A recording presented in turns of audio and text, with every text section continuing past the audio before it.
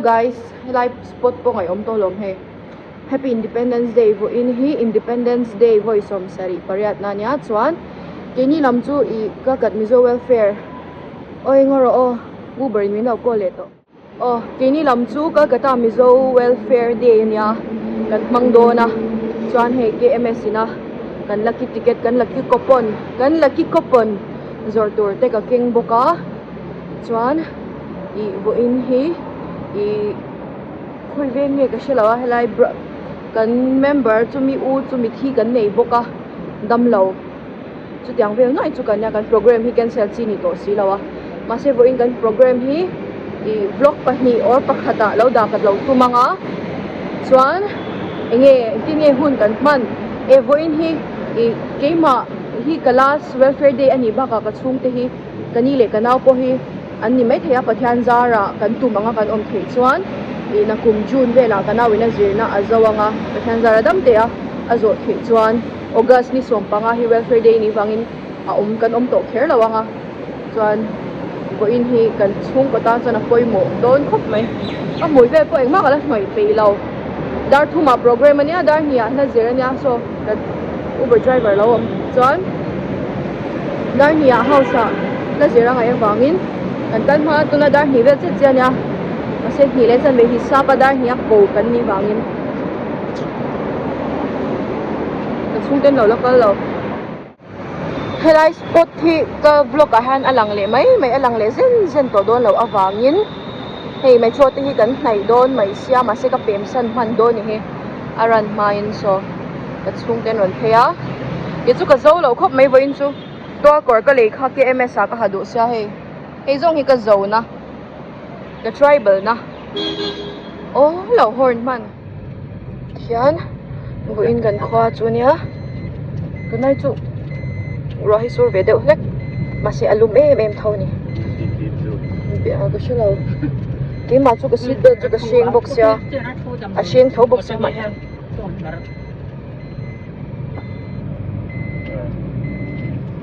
den motor khal tu pa hian min lo half manan china kan hau lek tani kha vai hau profe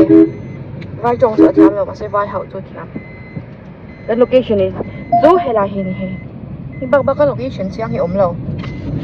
dear mel som to ki ki lo thing le to he blood sugar thing ni mani test free ti ven chuanin e uro de guest house kha hela hianin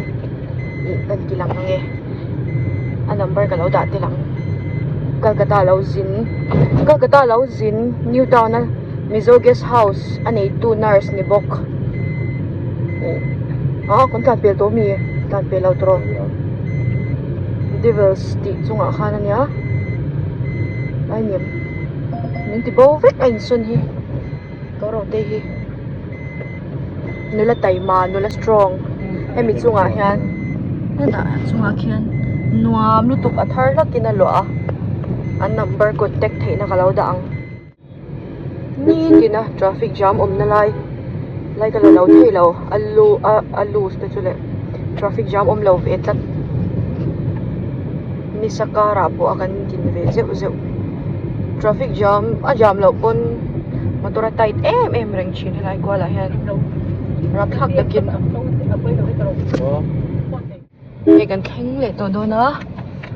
vo in lo chu KMS fresher social car le in rinia mizo thil ti a katel top lampang lo ni ve ta der mai pathian zara ka zir lai te ka zo theya ma se result chu la zo ala chhuak lawa amai ro chu vo ina welfare member ka di lai nge in report kha ka do sia ke in report a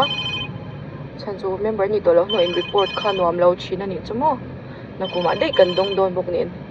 vo in kharem ma ka in report ngala chon KMS ka in report ngal boka chu tiang vel chu kan ni tu lai nan tu tinge lo thleng to ai ka kutina hya hala han वो गाड़ी का सामने आगे गेट का पास हाँ कल लो थे लो government of Mizoram house now independence day लुट तो खेला है दादा ते हान चei moi top main gate A O so lama main gate lama kan endo ni chu hi an back gate deuh hlek zawk a main gate awa vlog ro min ti kan enang ti chak deuh hlek meng hi lampang hi chu lampang hi ceremony man na chhin ania he flag po yung hak ro so be ngal don puri chart ta inakal ka ngai hey bon le mai program man na ni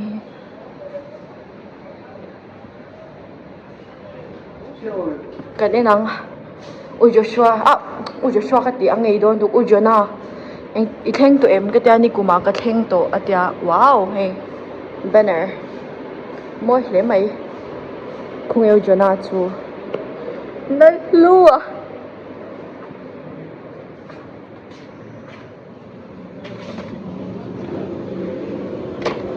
ni ma hi right door ang fel chop asin hey dar ni Nazir dunia puri chart te ina no chuda chop to chop mai na hello Jessica va fel ve hui le fi kuba chu zak law ka king law shim ai zo ko ho chu nga KMS vice president ang anlaw dahi ka ring thei tho da ko mo lo lok te o mila chu vice president lawang o mila chu vice president ka apu law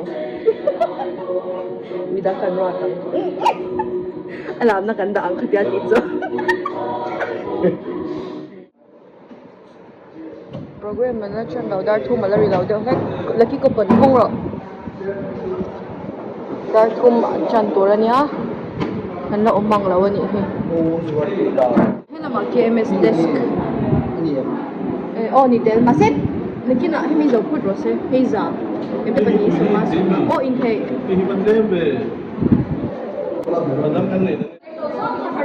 he t-shirt ka ro zore dei pathian thu mis kha ngoro ro sang la hoite a wallpaper oi pui mo lu tu chu na itinge chen kha ni kum ma sa sing na mi le behala changpon na lo theng ma le ni ra ngara chuvek no lo theng le a he pa he men sero tok he lai kan si tura kan re ma han min lu alan mak mai ni KMS ka welfare yan an la chan thei lo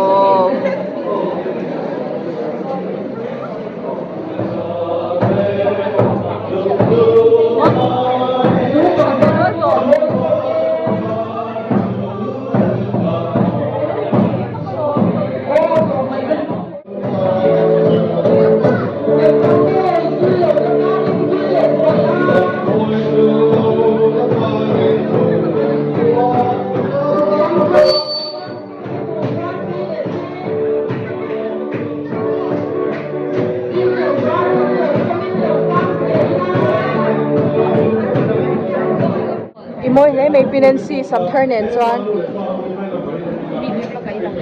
aflo ka han alang kha to don lut tuk chuwang chuan alan mol mo langai avot nom lu tuk din din khem na sa tok hian kan lo tan dong mai ka pha lo lu kha ko ka ya ba lam si te ka ron lo thum se lu na thum lam te wa te ko lo ma apa nama te hey karena dapat saya buka tin tisa le dengan mau til sok le tidak buka kami kan pun se chun kan inform pun chun tuan lo kah kita mai lah in orang jika tuan le tidak buka kita nanti in report secretary le treasurer yang cite thang sang thang nei turani ati ya anei hun tu po tin ogas tha ha nei turani ti thangin kan da ni na soya chumi ang sia sia chuan hei ogas ti so kanga i dun ma changin Kolkata Mizo Welfare Association Day kang pangin dati ang hianin general board meeting kan nei chi ani wala in ni chanen tak kan kala ko na ma ko buai ko ma in kan la kal se pura ko ngai ila ka cho me chú đi lại một chuan thì lại cần phiên bản chú phim đấy không xong thì phải đi trang cái chung á trang cái bên xung tấm tập lại bên trái thì phải做cái này á tangka le rang ka chak ai du sakna hangai na thum mi ho sa le mi re thei an sa an bai a siam pu chu lal pa ani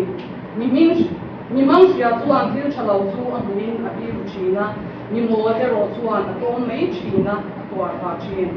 in ngai to na le lal pa chi man chu sun te choi moi na te le nun na te ani tu kan sia te pan kan tan na su se Amen. lo chung chai mu annual general body meeting ke po ani ka le ti ka ani a when ye hen annual general body meeting ke po sunday ka le ni ti ka tuna kan foi tu kan president so yang kan no chef ta hila chuan report ka group ka in pdf file kan ta da ka dia ang ke phat karon share le chok lo mai thei po ka adu chuan in lo hen ve ba kita akan masuk kumsang di somnila patung somnila pali welfare point tu tanna ini som panga tharia sang nila somnila patung ni kumkan welfare day welfare day chu Mizoram House so le kan ni ya te mi te hi tu je nga chu mi hun ta chu kumsang di somnila patung le somnila pali welfare Kolkata Mizoram welfare Hodomi. Bye bye. Tunang ka soy te hi lo ding da sela tap ta chuan kan na shelo nga a chen chuan kan to nga in mail field na na sela cha nge president atan reverend dr rodin mo na te lo ding sela vice president Husinal Monswala secretary to tuna in Harding report pemek to Google chat and kuya rat ko ni kania assistant secretary e tangbal jakob bill maso kachante ani he loinia chiat kan to chungcha nga miti chu te boy queen police and OC ne an boy queen men ka aron chen pan kuing be chela ron chen pan lo ba ani e tangbal jakob bill maso kachante ani kan treasurer loading le sila Dr. Lolin Puya.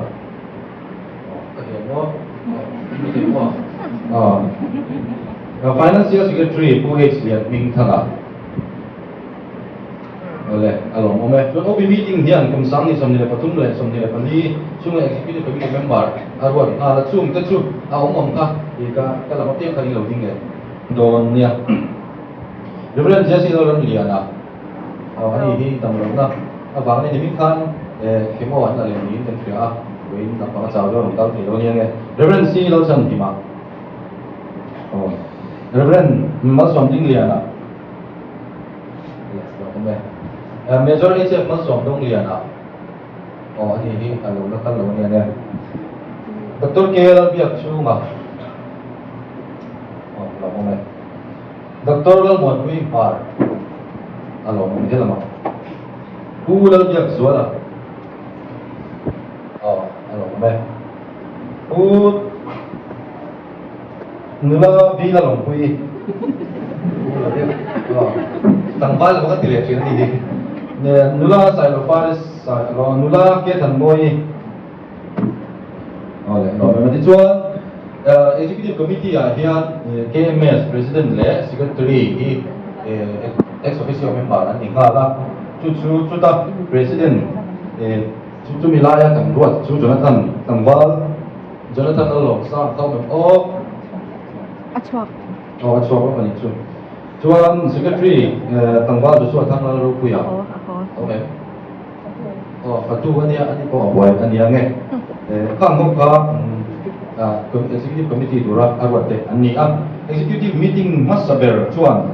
hemi ba ka hian sai lo te ko an te ani executive committee masaber chuan patron atan kulal sang liana MCS tuna kan school education director ki ya ruat boka welcome hi mi sali song pani kan dia hi chung kwa le mal ani chu kwa song kwa mi zong ka lungin awain tuna hian kan record te chu mi zariat som hi pani ani Ba feron sangan tu ya bada. kol ban tu ta ka khong lo chu ta wang ton suwa hi we ni tangin mi som paruk kan ya ron so ka ta airport sa Mizoram ton so tu wang pakhat mo tu ani po ani ten kan bo lo si ga hian kan member ผู้เลือกกันสร้างระบบอัตลักษณ์อันนี้ที่เป็นแต่ช่วยเราเงินในการรันอันนี้ไม่บาร์ที่รันนะที่กันในระบบกันในชุมระบบนี่คุณมาสาการนี้วันที่ผมก็member te chu iral be to pu kan ti ha helai kan member ko ram te tu chu chen sa ma in kan ra chin ti ha to tar le la tra ne ti jan pe chung chang CMWA in kan member se pe choi mo na pe thina wangin kum khat su nga kan member se pe ta chin chia thin ani ha ni kum magas ni som ka ma atma win ni ten yan kan member mi som tum le pakua lai in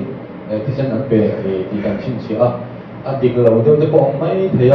ข้าชื่อข้ามข้าเราหนึ่งรีพอร์ตอะไรหนึ่งรีพอร์ตเลยหนึ่งที่ข้าการทำส่วนข้าหรือว่ารูปแบบพวกข้าตัวข้าหลังตัวมีสองทุ่มเลยประกวดแต่ข้าพวกเขาไม่รับตัวกันช่วยมวยข้าตัวนั่นเองZulai pas soal mana, kumtin, adik cuma ingin kami nak buat kalau kita cuma Zulai kan memperhatikan Zulai satu kapas sok terlalu punya ni, ni orang kami nak yang Zulai pas misal tidak paruk lai kan ya, siap tu biar cuma orang pui le, bayar orang pui sertifikat, tekan pedoman ni ya, admin list sudah nanti siap sok orang bayar rupa bukan kawan tak doa. Kau di mana kolom ni ya, kan lagi fizial, doa ni ya. CMWA chuan le a thei ang angin kan ta le chebela zo pa ta ki a pen thina tumin chungin mun dang national local kal ta boi pui chan pui nga kan ne ya member te tal boi emo chan pui emo boi pui ngai boi ni te na kan mo hi CMWA chuan le hom a ti le a member te zo pa ta zo tang ka mi zo pa ta mi tang ka ni se tu le mi dang ta na nok sak ni lo tu CMWA chuan ni ka la har sabna nei te in chukat se turin kanin ni na bok ani le ka ka win ya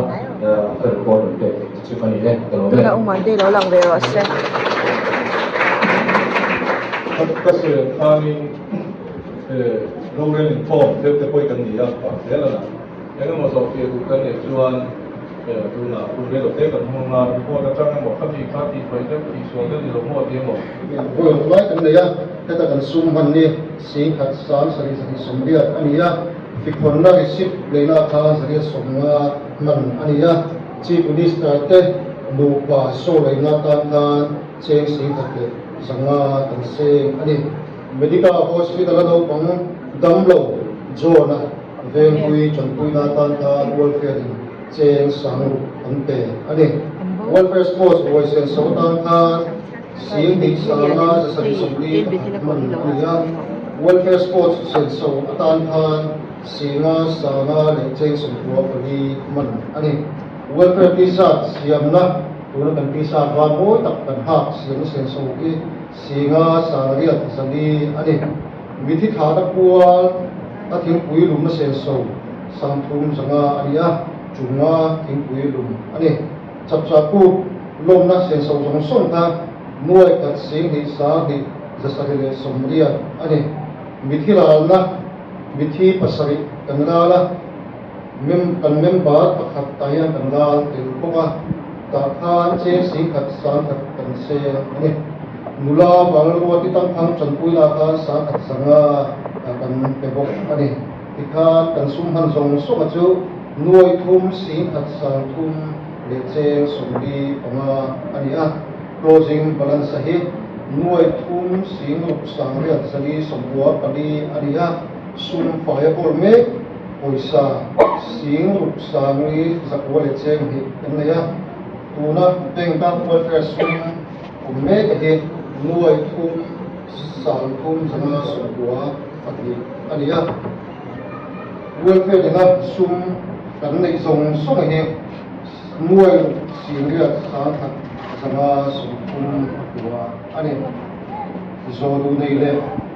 kwet fia du nei te akan nom chuan ti klai point kan sum ong ku te na kha a zo fia the ani ti kha kan sum ha ani ha dia tok tak ka kan la ya kan kan ko di Finance le ba ya so na sa rubin so ma o afate o offense te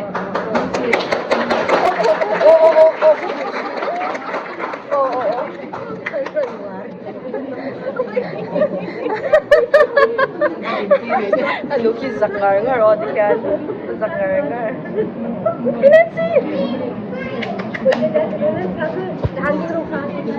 Ano za sa support, Ruhe? Remlal, mampuy.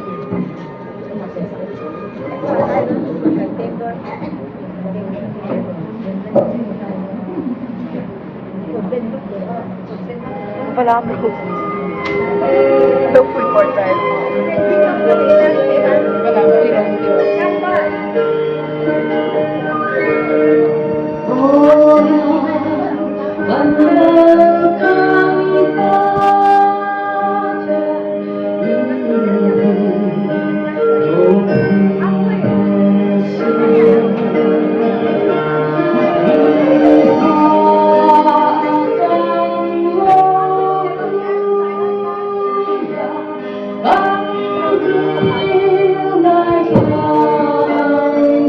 Papasok sa ganyan.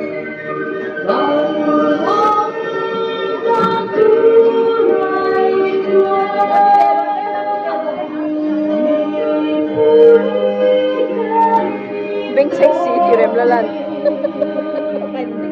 Beng sexy lang.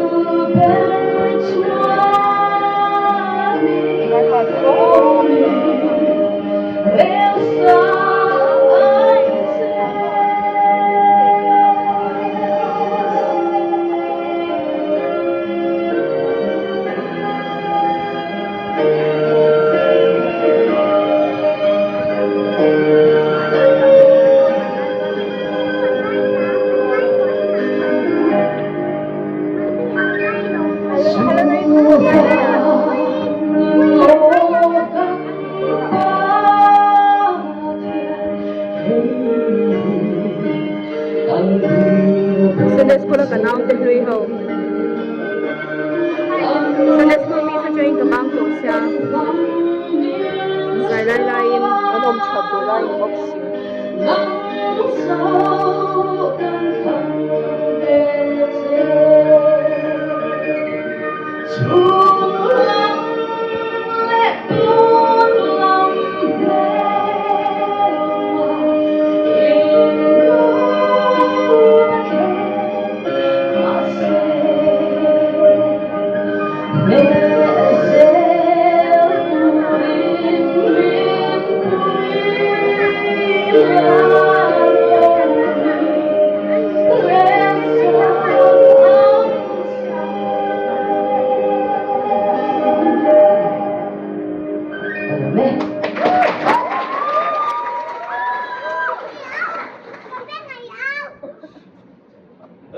Bill kan ay doon is maintenance. Ang amendment ang siyam siya sungin. Uwan po lahon mi. Aizol. From Aizol. So ang po doon naman yang kalawtilan. Siya nga ilaw kapag kat muna. Bill ay doon ito magunda po narsin. Ito yung hadlan nila. Ani kung sok bali aja nih tinggal kola dalam teknika ini harus executive committee tapi ini executive committee konsuan dia beri meeting akan soal jadi kan siang satu ren dan show dia beri meeting kami bakal saat be aja menurut itu dalam teknika ini yang jung akan kan kita kan turun sok sok pagi kan ya kan constitution bung kita akan ya tidak ada inisiatif kuang pun dijual kita Ama so de ini adalah rong rel te kan leya in welfare sin sa ti kan nei boka chuan in program building is chuan khom ti ti karinga chuan NGO chuan conference an ti le mai in karing boka ei voi nia kan hun man hi chin than kan hok te kan an soi chiang ta lai kun mam tura min buat kan ruwa min buat sai ka nei soi tu tang ta oma ro chu da som pakhat alo ri khan chiat to thu kan an pele ta chu tia ni chuan oi thap ve Kaya chiat to te kan lo kong ta chuan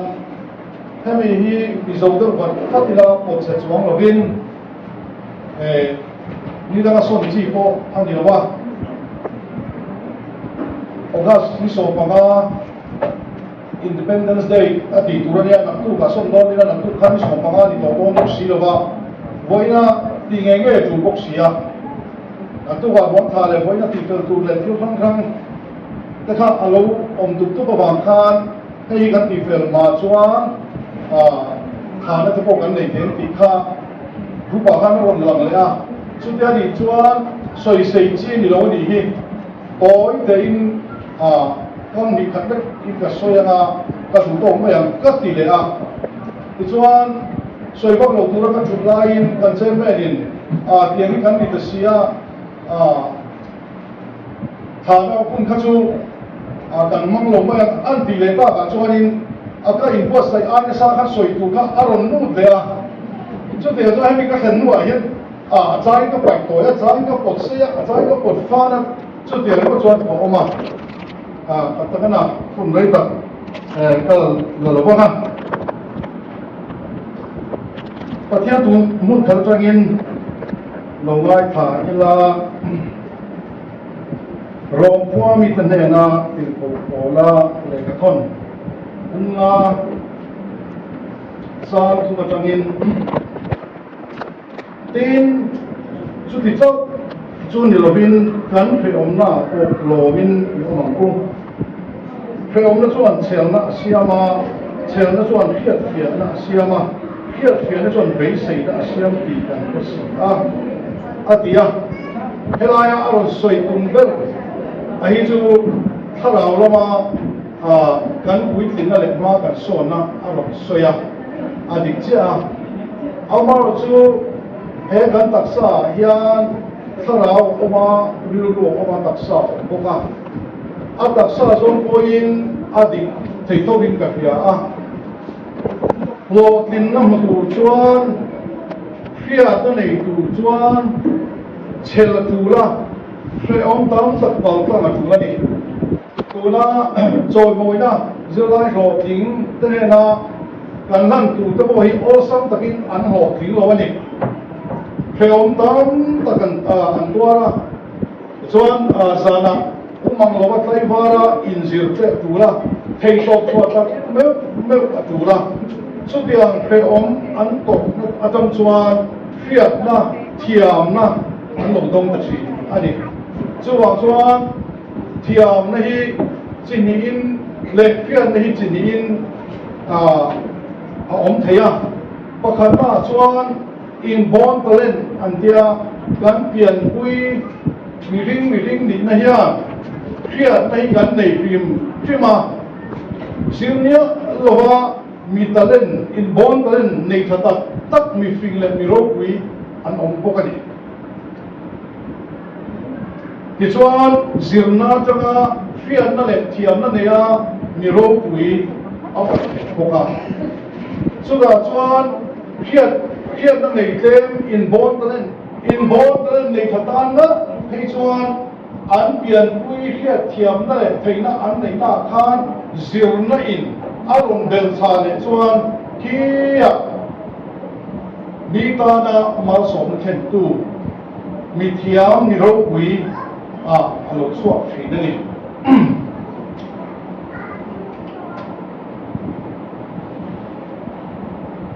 tin ta soi bê lệ bù chú thiam năm in anh ấy hiền man đàn chín nhị ống lệ hay với nia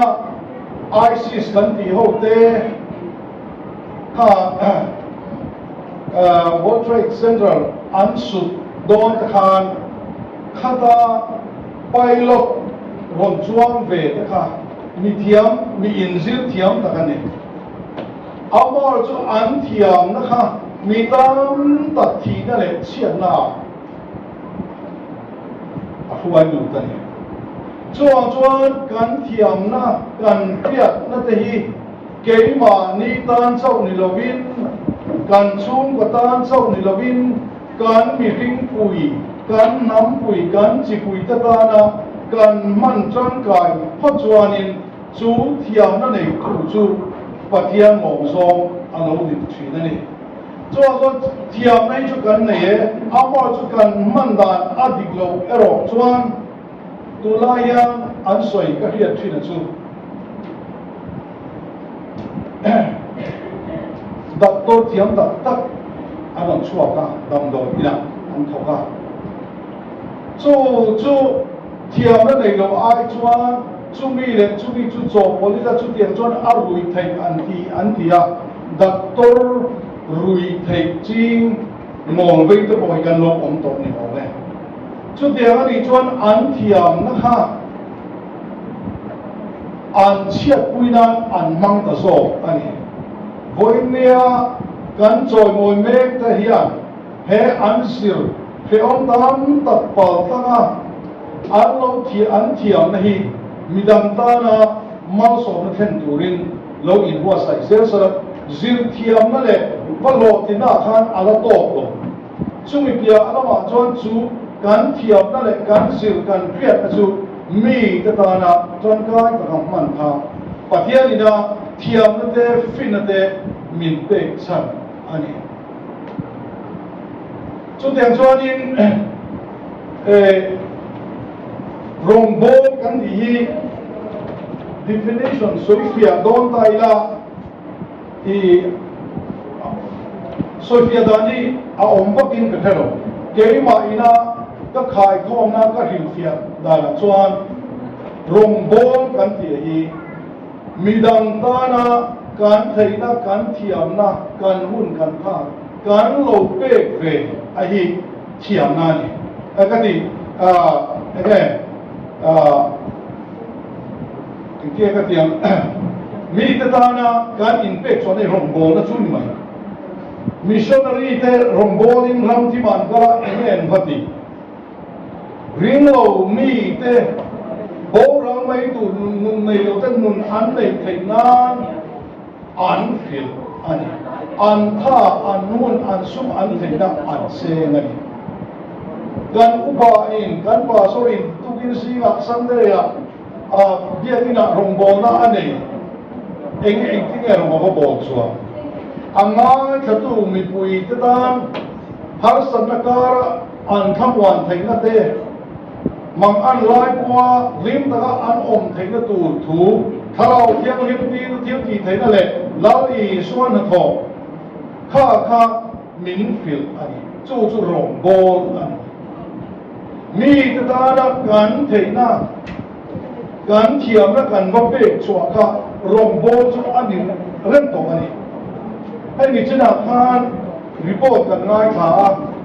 kan general secretary atang te kan treasurer lam atang te report kan ngai tha khan in riruai ni ne alo mong ka hello ba galo ngai tua chua chu he Kolkata Mizo Welfare Association rombo dan le he welfare association lo din dan hi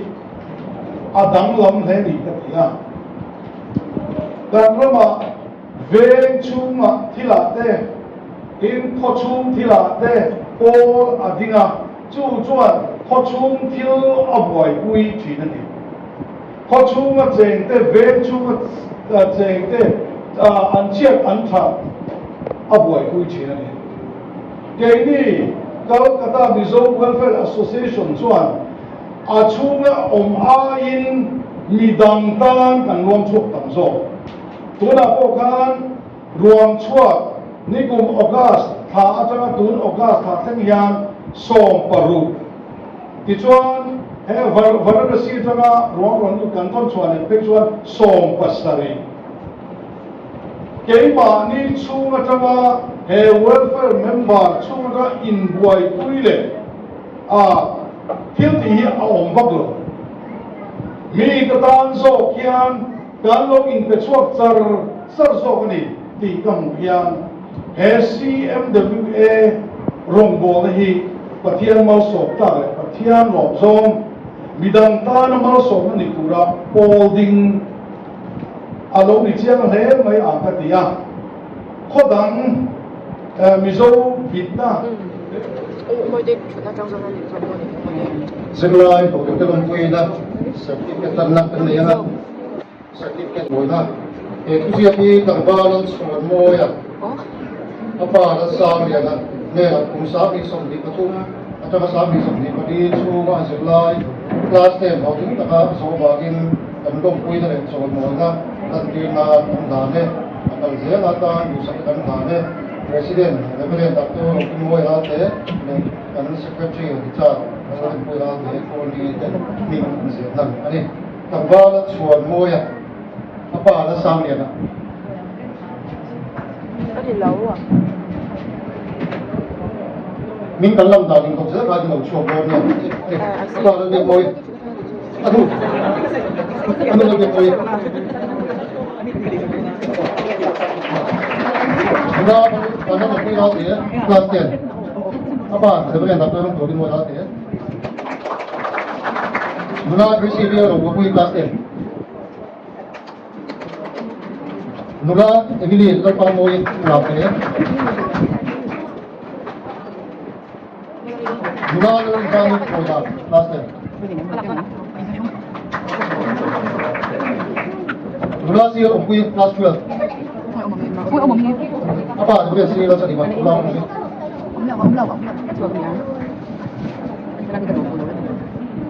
ang mali ng loob sumunod na mula sa kasi sila kami. Mula lang din po lagi class 12. Ano pero mga isulit?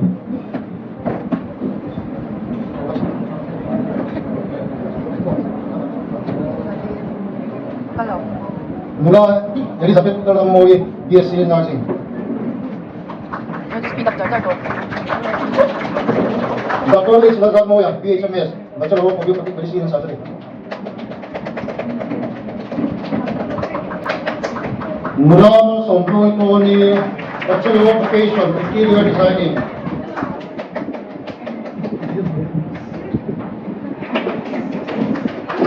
Mula H. Banalmoy, Bachelor of Prosthetics and Orthotics.